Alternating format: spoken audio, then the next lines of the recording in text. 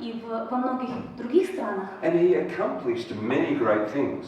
И он осуществил большое количество больших значимых вещей. But it's interesting, towards the end of his life, he reflected on his life. Но что интересно, что в конце своей жизни он сказал о своей жизни. And so he looked at the things that he thought were important and he evaluated them. Он посмотрел на вещи, которые казались ему ценными, важными в его жизни. And you may remember that Solomon has been called the wisest man who ever lived by some.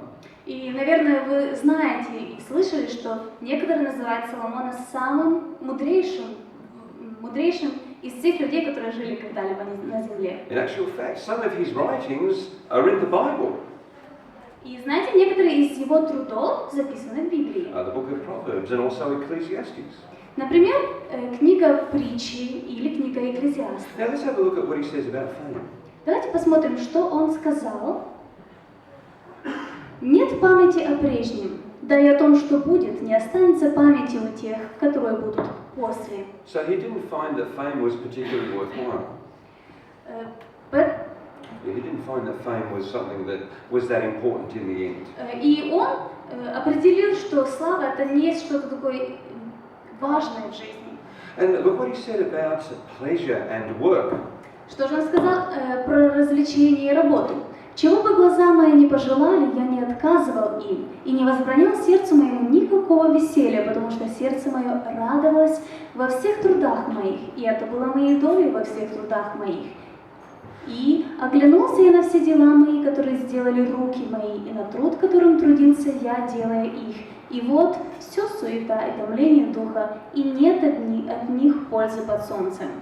Now, this is a man who achieved so many things, but in the end he thought they were meaningless. И это слова человека, который очень много чего в своей жизни приобрел. И в конце концов он сказал, что все это не имеет значения. Now, what did he say about money and wealth? Давайте посмотрим, что он сказал о деньгах и богатстве. Кто любит серебро, тот не насытится серебром, и кто любит богатство, тому нет пользы от того, и это суета. Умножается имущество, умножается и потребляющий его. И какое благо для владеющего им, разве только смотреть своими глазами. It's interesting that the things that Solomon said were meaningless are the things we often strive for in life. Очень интересно, что вещи, к которым мы так стремимся в своей жизни, Соломон назвал совсем неважными. So many people spend all their life energy trying to chase these very things. Именно на эти вещи многие люди тратят всю свою жизнь, все свои силы. And the thing is that towards the end of their life, so many people wonder also if they have done the right thing. И, конечно же, тоже известно нам то, что в своей жизни каждый человек старается понять, что он сделал правильно, что нет. So even if we had an extra 50 years or 100 years, would we do things that are meaningful? И даже если в своей жизни у нас будет 50 или 100 лишних лет, вопрос, потратим мы ли их правильно? Now, there are many people who climb the ladder of success. Yeah, there's many people who climb what we call the ladder of success. Очень многие люди взбираются по лестнице успеха. And the sad thing is, it would be sad if when they had climbed to the top, they found that it was leaning against the wrong wall. И очень печально, когда человек взбирается на эту лестницу успеха и понимает, что лестница была прислонена не к той стене. So the question is, what is it that actually gives our lives meaning? И опять мы возвращаемся к тому же вопросу, что дает смысл жизни? Now, I have asked this question to many people. Я этот вопрос задавала многим людям. And there's one answer that keeps coming up again and again. И один ответ часто я слышу. And that is, it is the loving relationships and connections that we have with people around us. Звучит он примерно так. Это отношения, это любовь между нами, между людьми. And the point is, we love our families, we love relatives and friends. Да, мы любим семью, мы любим друзей, наших родственников.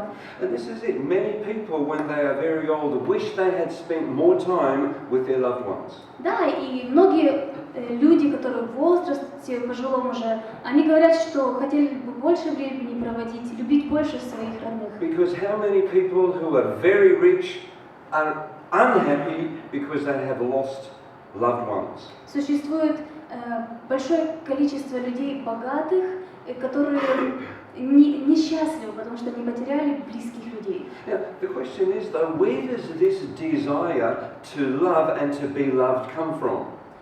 Появляется вопрос, откуда приходит это желание любить и быть любимыми? Is this the end process of some chance development over millions of years? Это какая-то случайность, которая развивается на протяжении долгого периода времени. Why would a universe, if it was entirely by chance, give us these feelings of love? Если мир был создан случайностью, как он мог дать человечеству любовь? And so this is where the question of God comes in. И здесь мы приходим к вопросу, как насчет Бога? Because there's many people who say that this could only come from God.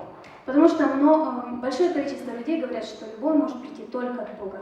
But at this stage people say, well, hang on a minute, what type of God are we really talking about? Но опять появляется вопрос, о каком типе Бога мы говорим? Какой Бог? Because when we mention God, there are many people who immediately think of a bad God. Потому что когда мы говорим о Боге, многие люди думают о плохом Боге, Of a God who is harsh, who wants to punish people. о грубом Боге, который хочет только наказывать людей, A God who is distant, who doesn't really like us. о Боге, который далек, который на самом деле, которому мы не нравимся даже. See, there are many people who have been hurt in the name of God. Потому что существует некоторое количество людей, которым принесли боль во имя Бога. And I've got to say, if it's that type of God, I have no interest either. И если человек слышит о Боге и думает о таком типе Бога, он не хочет слушать дальше. Yeah, and the same. I'm the same. If there was that type of God, I don't want that type of God either. Да, и если я вижу Бога таким, я не хочу слушать о нем. But I'm not talking about that type of God. Но я не говорю о таком Боге. I'm talking about a God who wants the best for us. Я говорю о Боге, который хочет нам только лучшего. A personal God who wants a relationship with us. Это Бог, который хочет личных отношений с нами. A God who loves us. Бог, который любит нас. And you know what? This is exactly the type of God that the Bible tells us about. И знаете что? Именно о таком Боге говорит нам Библия.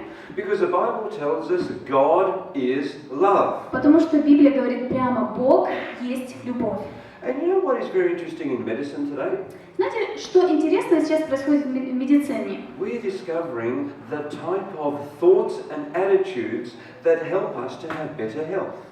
Знаете, что некоторые мысли человека и отношения к вещам могут привести наше здоровье к лучшему состоянию. It's a field called epigenetics. Это такое поле медицины, которое называется эпигенетика. And what we know is that positive thoughts and emotions О чем она говорит? Позитивные мысли и эмоции, so the type we would have from a loving God которые мы можем получать от Бога любви, changes the expression of our genes. влияют на выражение генов. And so the good genes are turned on. И хорошие гены в нашем теле включаются, And the bad ones are turned off. а плохие выключаются. And so we have better overall health. It is very good. И мы видим, что для здоровья это очень хорошо. And so this makes perfect sense if there is a God who created us and who loves us. И это идеально подходит к выражению, что если Бог нас создал, и Он любит нас, But the other question is, if we simply are the product of a blind chance over millions of years, then why should this be the case? но если мы все случайности, мы все были созданы случайностью, как и весь мир, то как такое может происходить? Now, at this stage, I want to actually ask the question, can an intelligent person believe in God? И на этом этапе нашей встречи я хотела бы задать вам вопрос. Может ли образованный человек верить в Бога? See, there are many people who today say you cannot be intelligent and believe in God. Существуют люди, которые говорят, что образованный человек не может верить в Бога. And this is the position of most universities who assume that God does not exist. И многие университеты, которые говорят о том, что Бог не существует, имеют именно такую позицию. But I've just spoken about a God who loves us. Но я только что говорила о Боге, который любит нас. And the fact that if a God loves us, then it can help us positively in our health. И я говорила, что если Бог любит нас, Он может нам помочь быть более здоровыми. But the other thing is, if there is a God who loves us, then it changes our purpose and our destiny. И если это Бог любви, Он помогает нам изменить свою цель. Because if there is a God who loves us, He has promised us a future that is more than simply a death from which there is no hope. Потому что если Бог любящий, Он обещает нам будущее намного интереснее, чем просто смерть. Because that's the thing, we have loved ones who when they die, we wonder, will we see them again? Потому что когда мы говорим о близких, которых мы теряем, мы имеем надежду увидеть их снова. And the good news is that if there is a God who loves us, we will be able to meet those people again. И If the good news is, if there is a God who loves us, we will be able to meet our loved ones again. И если мы говорим о Боге, который любит нас, то у нас есть надежда встретить тех, кого мы потеряли. But the question is there any evidence for such a God? Ну, есть такой вопрос. Есть ли какие-то доказательства существования Бога? Well, what I want to do is spend a little bit of time looking from science some of the things that can show us evidence for God. Я бы хотел потратить некоторую часть нашего времени на факты из науки, которые подтверждают существование Бога. Well, the first question is, what is the origin of the universe? Итак, первый наш вопрос – происхождение Вселенной. Now, there are four logical possibilities. Существует 4 логические возможности возникновения Вселенной. They are summarized on the screen. Вы можете видеть их на экране. Well, the first one is that there was an eternal nothing from which came matter and mind. Первая такая теория, что из вечного ничего произошла материя и разум. The second one, that there was an eternal matter from which came more matter and then mind. Второй вариант, из вечной материи произошла больше материи и разум. And then we have the third alternative where there was an intelligent mind who then made matter and mind in other people. Есть еще одна альтернатива. Из вечного разума появились материя и разум. There actually is a fourth alternative. It says that everything is an illusion. И еще есть четвертая альтернатива этим идеям. Она говорит о том, что все иллюзия. We won't spend too much time on this one. Мы не будем тратить много времени на нее. Because I think the pain and suffering that we suffer is very real and it's difficult to convince most people otherwise. Потому что я думаю, что боль и страдания, которые переживают люди, они настолько реальны, что мы не можем говорить о четвертом варианте, что все это иллюзия. We also know that the second option is one that most scientists have rejected. Second one, yeah. Значит, второй вариант – это тот вариант, который отрицает большинство научных работников. So really we're left with the first one and the third one. Поэтому мы с вами потратим время на первый вариант и на третий. Now the first one says that the universe came out of nothing. Первый говорит о том, что Вселенная произошла из ничего, There was nothing that caused it. и что ничего не было до. There was no reason for it. Значит, нам нет никакой цели существования. But it just happened, and there is no explanation. Говорит эта теория о том, что просто случилось и нет никаких объяснений этому. The third one tells us that there was an intelligent mind. That is God. Третий вариант говорит нам о том, что существует разум. And that would be God. И я говорю, что это Бог. And so that intelligence then made everything that is. It brought the universe into being. И этот вариант говорит о том, что разум привел к существованию все, что существует. And so the way I see it, it is much more plausible that an intelligence brought the universe into existence than it just happened by itself.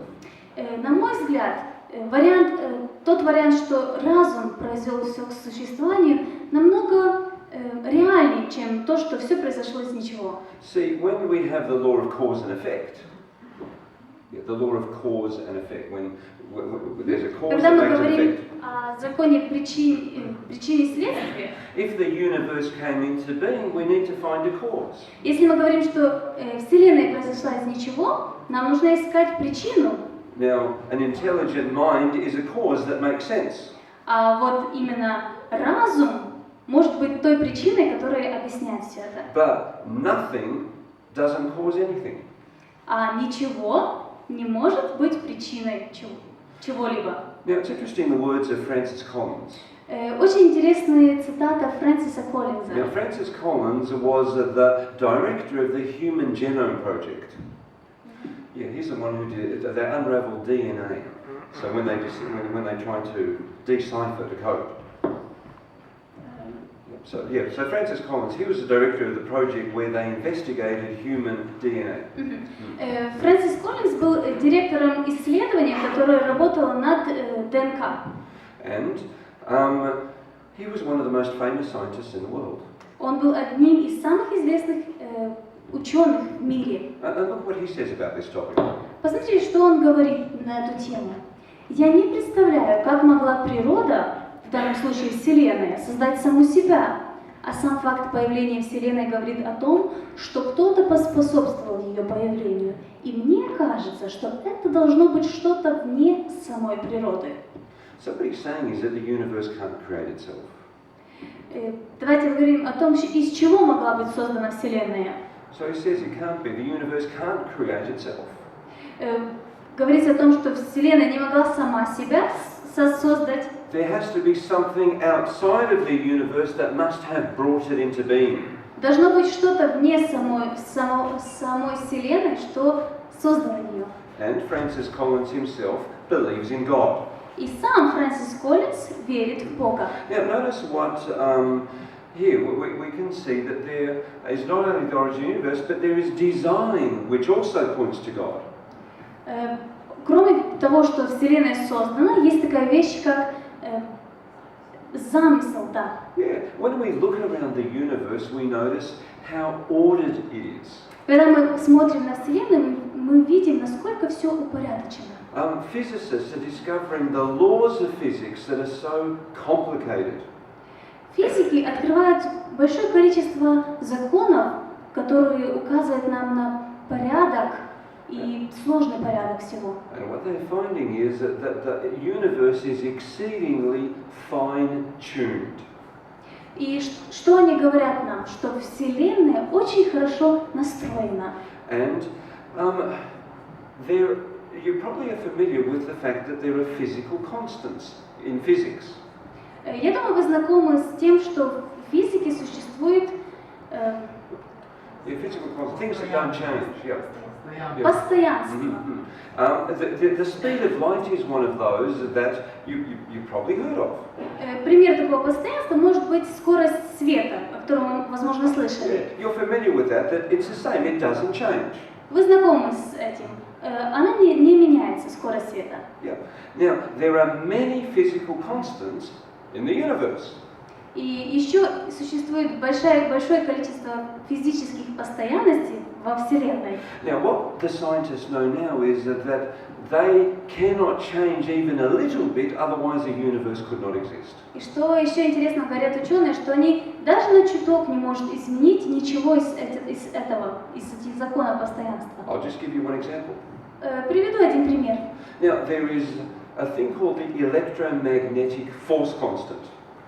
Есть такое понятие, как электромагнитные постоянства электромагнитной силы. And there's another one called the gravitational force constant. Еще есть такое понятие, как постоянство силы притяжения. Now, the ratio between those two has to be exact. The ratio, Соотношение двух этих должно быть точным. If it changes only the smallest amount, the universe cannot exist. Даже если на чуть-чуть изменится что-то, мир не сможет существовать. Now, the degree of precision is 10 to the power of 40. Yeah, Jesse Stephen and 10 в степени 40.